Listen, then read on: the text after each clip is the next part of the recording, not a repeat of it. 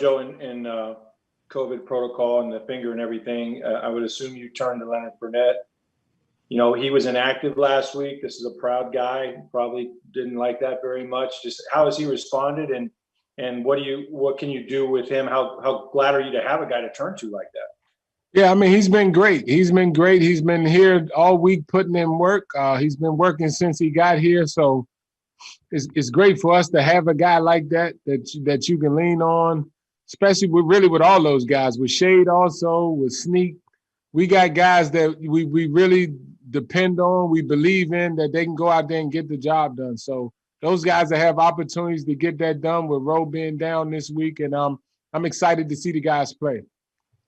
And, you know, since Raheem Morris took over that team, their defense has been playing a lot better. I mean, I think they've only given up 20 points, a little over 20 points a game the last few weeks. So what do you see that has changed with Atlanta? What are they doing defensively well right now? Well, for one, they're playing hard. They're playing physical. The guys with their hand in the ground are playing exceptionally well, you know, and that's helping the guys on the back end. Obviously, you know, throughout a season, things happen, right? Things happen, stuff happen. But what you see on tape throughout the year is how hard these guys play. These guys play hard. This is a good football team we're going up against that has played a lot of tough teams well, that has lost a lot of games there right at the end. So this is a team that can easily have a different record. We understand that. We just got to make sure we're ready to play, and we're trying to use this week to get ready to play. Thanks, Byron. Thank you. All right, we're going to go over to Scott Reynolds. Hey, Byron, you had the opportunity to play under Raheem Morris as a player when you came here in 2009. What do you remember about that time and about him as a head coach, a younger head coach at that time, certainly? He's a smart guy. He's a smart guy, really understands football, really knows how to deal with people. He's going to have fun at whatever he does. So he's a guy that I just remember, you know, he was just a smart coach. He was a smart coach. And it was fun being around him, having the opportunity to play for him, play for a guy like that, the way he views football. So, you know, these guys going to be well coached. I mean, he's a guy who's coached the wide receivers. Now he's the head coach. So he understands different sides of the ball and what it takes on both sides of the ball. So we'll be ready and understand these guys will be well coached, ready to come into this game. You excited for him personally, having had a relationship with him, that he's gotten this opportunity to be a head coach again, at least on an interim basis? Yeah, I mean, when I met him, he was already a head coach. So that's what I kind of knew him as. He's a young-looking guy. He's a young-looking guy that's been around a lot of football, been around a lot of really good football players, to be honest with you. So he's a good coach all the way through and through. That's what I remember of Rod. That's what I know of Rod. Just a good, really good football coach. Understand both sides of the ball. Thanks, Byron. Thank you. I'll go to Greg Allman. Hey, Byron, I wanted to ask you about Antonio Brown. Obviously, he's had a lot of catches in these first 5 games, but hasn't necessarily had the yards or the downfield presence that he's had earlier in his career. I just want to ask you what you guys can do and what you expect to be able to kind of unlock more from him in these last 3 games and even beyond that.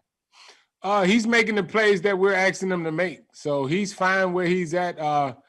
Obviously, you know, it's week in and week out, right? If we throw it down the field and then one week we throw it down the field, we throw it too much, we don't throw it enough. We're just trying to get these guys the ball, you know, put him in position to make plays to help us win. And that's what he's doing. That's one thing I'll say. Our guys are in position to make the plays, and they're making the plays that we're asking them to make week in and week out. So we're fine. I'm fine where he's at. Those type of games will come just because of the talent that he is, the plays that he can make, the things that he can do. So, but we're fine where he's at. He's making the plays that we're asking him to make. Thanks, Byron. Thank you. I will go to Jenna Lane. Hey, Byron.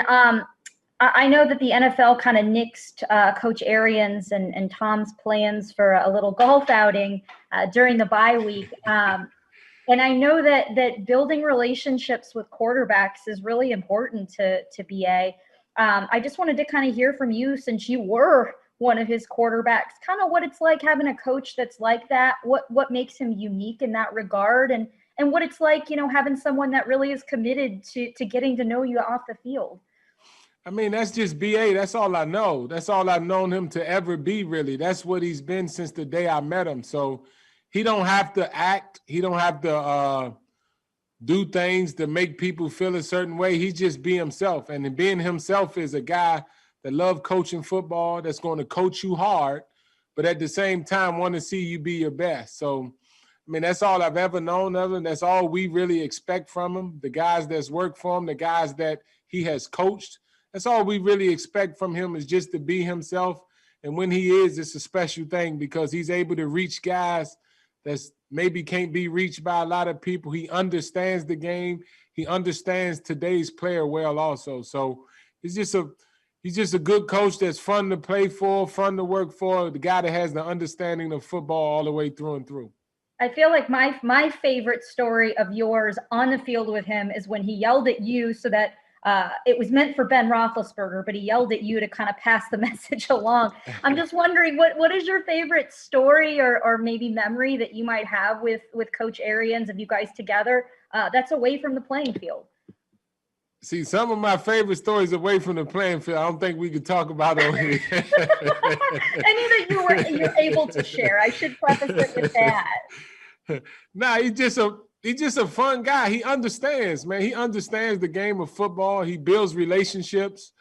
He builds the way he built this team together with mixing all these different guys and just allowing guys to be themselves. He allow you to be yourself and let you play your best football.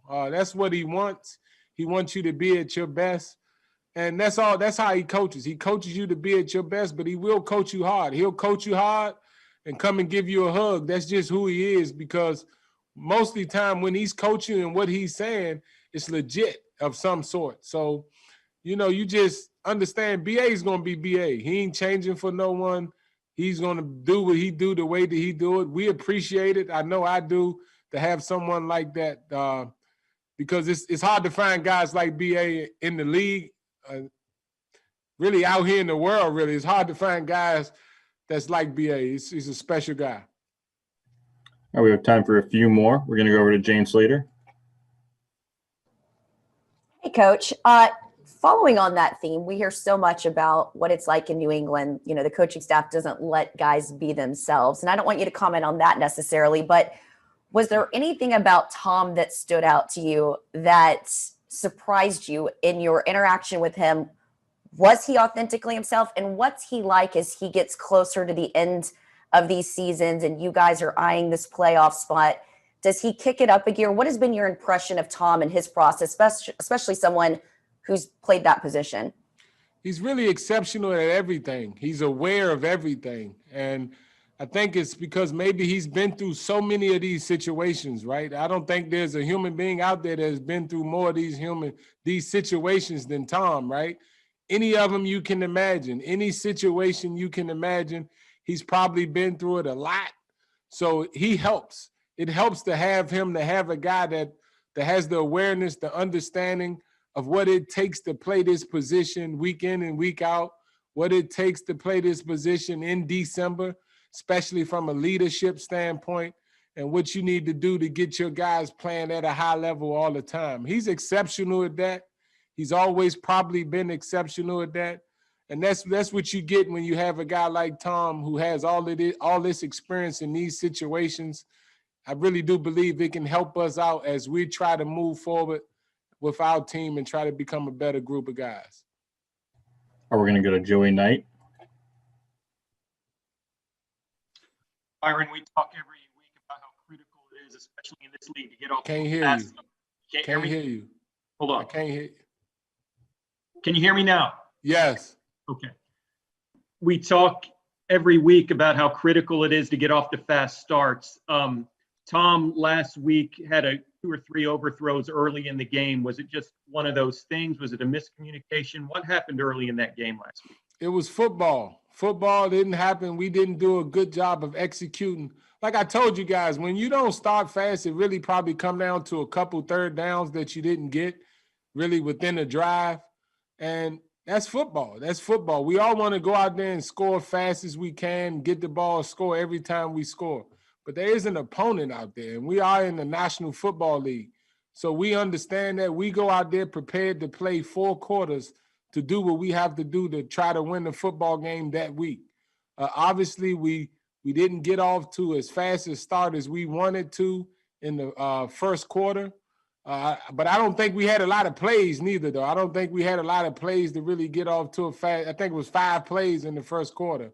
And we understand that. So we feel as though, look, we're going to try to go out there and play our best football week in and week out.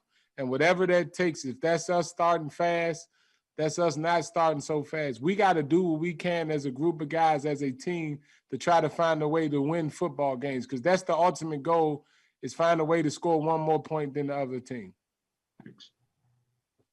Thank you. We have time for today. Thanks, Byron. Okay. Thanks, guy.